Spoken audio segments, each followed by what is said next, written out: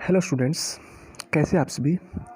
जो हमारा लेसन है मेटल नॉन मेटल, उसमें हमने रिएक्टिविटी सीरीज के बारे में किया था। जो हमारी ये है, एक तो आपने इसको राइट डाउन करना रिएक्टिविटी सीरीज को और इसको अच्छे से लर्न करना है। सबसे ज़्यादा रिएक्टिव कौन सा है हमारा, पोटासियम, और सबसे लेस रिएक्टिव कौन सा हमारा, जो AU से बनता है हमारा। तो देखो उसके बाद आगे हम बात करेंगे। जो नेक्स्ट टॉपिक होगा हमारा वो होगा प्रॉपर्टीज ऑफ आयनिक कंपाउंड। जो आयनिक कंपाउंड होते हैं उनके बारे में बात करेंगे। इसके अलावा एक हमारा छोटा सा टॉपिक रहता है फॉर्मेशन ऑफ मैग्नीशियम क्लोराइड। जो मैग्नीशियम क्लोराइड है वो बनेगा कैसे। तो देखो यहाँ से अगर हम बात करें मैग्नीशियम की, जो मैग्नीशियम है उसके पास 2 पॉजिटिव आयन्स होंगे, ठीक है। यानी कहने मतलब है 2 इलेक्ट्रॉन को दे सकता है। अगर हम इसके सेल के बारे में बात करें, जो हमारे KLMN सेल्स होती हैं, 9th क्लास में आप इनके बारे में कर भी चुके हैं, और जो बच्चे 8th क्लास में हैं आप इनको आगे चल के 9th क्लास में कवर अप करेंगे। तो आपने सिर्फ इतना ध्यान रखना है, जो KLMN सेल होती है हमारी इस सीरीज से 2, 8, 8 या 18 की सीरीज चलती रहती है, ठीक है।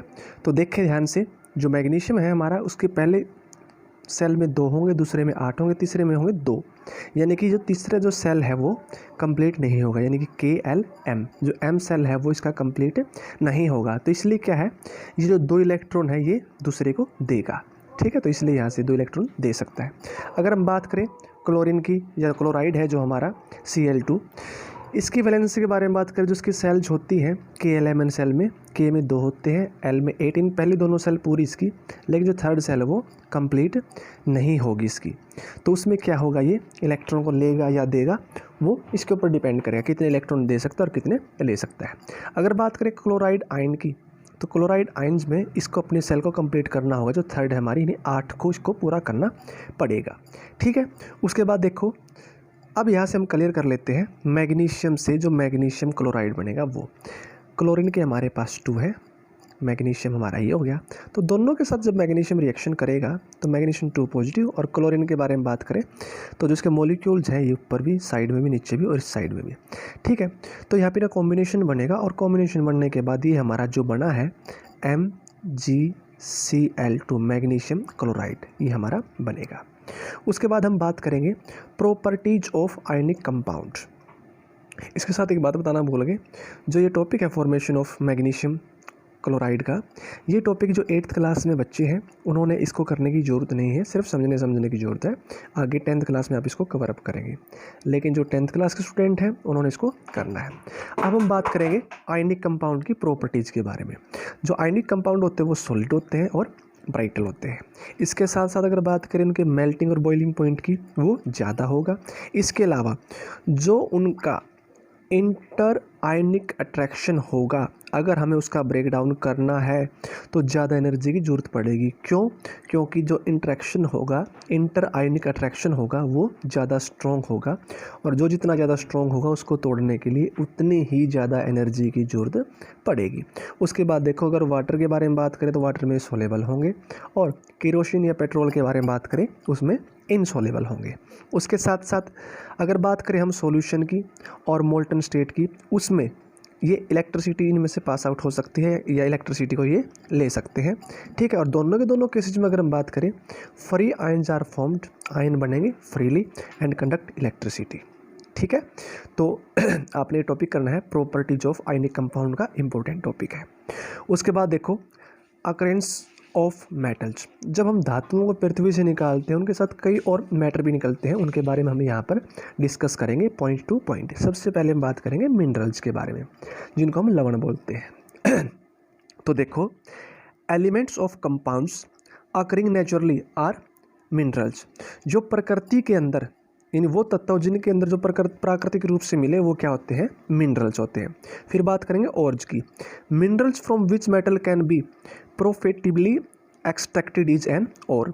इन मिनरल्स को हम जिन धातुओं से अलग करते हैं अपने फ़ायदे के लिए, उनको बोलते हैं ओर। एग्जाम्पल के तौर पे आप कर सकते हो सल्फाइड ओर, ऑक्साइड ओर और कार्बोनेट ओर।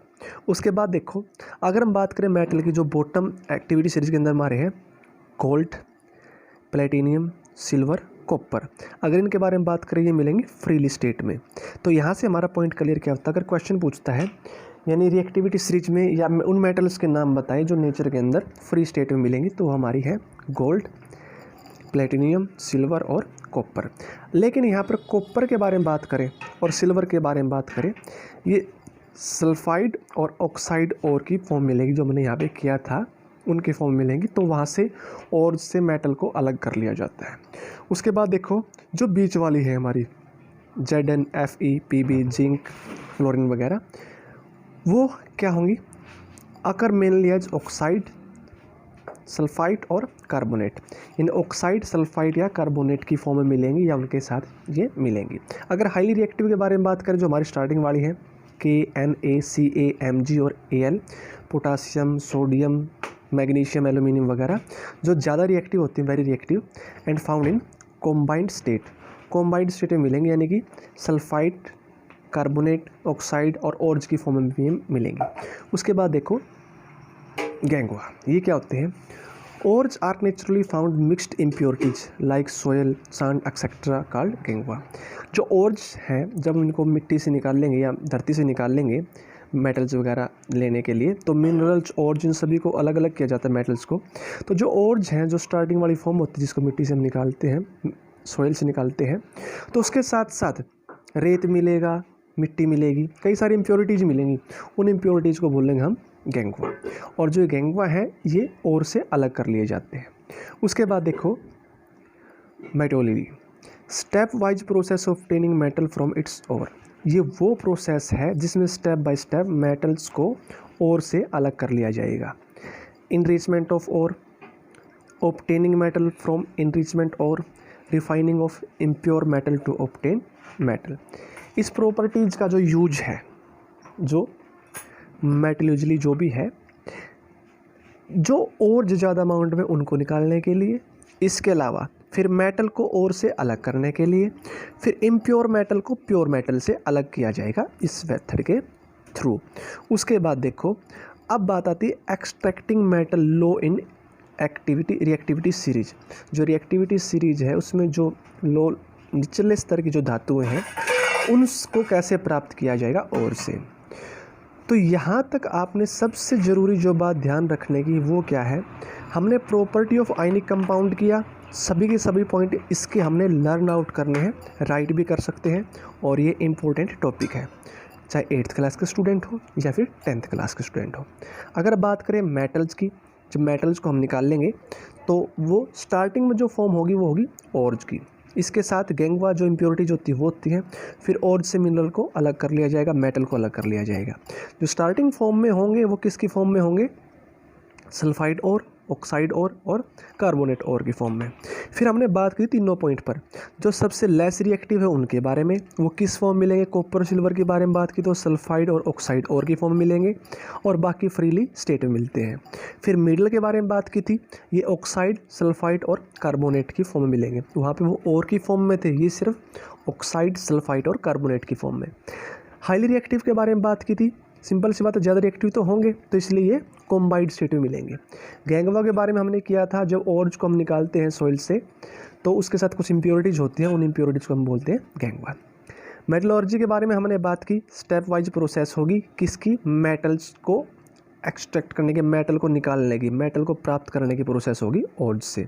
ठीक है, हिंदी में अगर बात करें इनकी मीनिंग ऐसे निकलेंगे, अयस्क, धातु, अयस्क, इस तरह से। सबसे पहले ऑर्ज को निकाला जाएगा, फिर ऑर्ज से मेटल को अलग किया जाएगा, फिर इम्प्योर मेटल और प्योर मेटल को अलग कर लिया जाएगा। नेक्स्ट टॉपिक जो होगा वो होगा हमारा एक्सट्रैक्टिंग मेटल लो इन रिएक्टिविटी सीरीज। जो निम्न स्तर की जो धातुएँ हैं उनको कैसे निकाला जाएगा, फिर मिडल वाली और फिर मोर रिएक्टिव वाले, इन सभी के बारे में हम करेंगे नेक्स्ट वीडियो में। तो यहाँ तक हमारा जो लर्निंग का काम है, गैंगवा की डेफिनेशन, मेटलर्जी के बारे में हो गया, ऑर्ज के बारे में, मिनरल्स के बारे में, और प्रॉपर्टी ऑफ आयनिक कंपाउंड, ये लर्न आउट करने बहुत क्लासेज हैं। लेकिन जो फॉर्मेशन ऑफ मैग्नीशियम क्लोराइड है, अगर 8th क्लास के स्टूडेंट करना चाहें तो कर सकते हैं, लेकिन 10th क्लास के स्टूडेंट के लिए कंपलसरी है, क्योंकि इस तरह के क्वेश्चन कई बार आपके आ जाते हैं।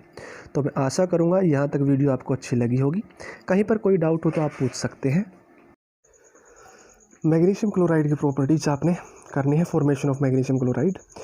कहीं पर कोई डाउट हो तो आप पूछ सकते हैं। और जहाँ तक मुझे लगता है, जब तक आप अपने डाउट क्लियर नहीं करेंगे तो आप आगे नहीं बढ़ सकते।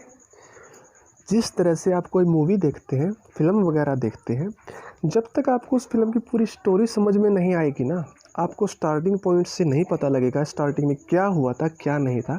अगर आप उस मूवी को मिडल से या लास्ट में देखना स्टार्ट करोगे तो आप उसको नहीं समझ पाएंगे अच्छे तरीके से। सेम हमारा मेथड्स हर बुक्स के अंदर, हर टॉपिक के अंदर होता है, बिल्कुल स्टार्टिंग से करना होता है। कल हमने मेटल नॉन मेटल के बारे में डिस्कस किया था, आज की वीडियो हम उसमें आगे बढ़े हैं। तो जिन स्टूडेंट्स ने इससे पहले वाली वीडियो नहीं देखी थी मेटल नॉन मेटल का फर्स्ट पार्ट, तो पहले आप उस पार्ट को देखें, उसके बाद इस पार्ट को। जहाँ पर कन्फ्यूजन हो किसी भी तरह का, चाहे वीक से वीक पॉइंट और स्ट्रॉन्ग से strong point, little smaller larger, कुछ भी पॉइंट जहाँ पे आपका डाउट है तो उसी टाइम आप पूछें, क्योंकि जब तक आप पूछो नहीं गए तब तक आप सीख नहीं सकते। और इसके साथ साथ इसी तरह की और वीडियो पाने के लिए और इम्प्रूवमेंट करने के लिए आपकी सपोर्ट की बहुत ज़्यादा ज़रूरत है। कमेंट बॉक्स में कमेंट करके आपको बताना होगा कि वीडियो कैसे बन रही है, कहाँ पर कमी है और कितने इम्प्रूवमेंट की ज़रूरत है। कोई भी इंसान परफेक्ट नहीं होता, फिर भी जैसे आपको जहाँ पे कमी लगे आप बताते रहें। तो मैं ऐसा यही करूँगा, आज जो टॉपिक हमने किया है आप इनको अच्छे से लर्न आउट करेंगे और आपको अच्छे से समझ में भी आया होगा। फिर भी कोई डाउट हो तो फिर बार बार कह रहे हैं कि आप अपने डाउट क्लियर कर लें। चैनल को सब्सक्राइब करें, जितना ज़्यादा हो उसको उतना सपोर्ट करने की कोशिश करें, वीडियो को शेयर करें, लाइक करें। Thank you.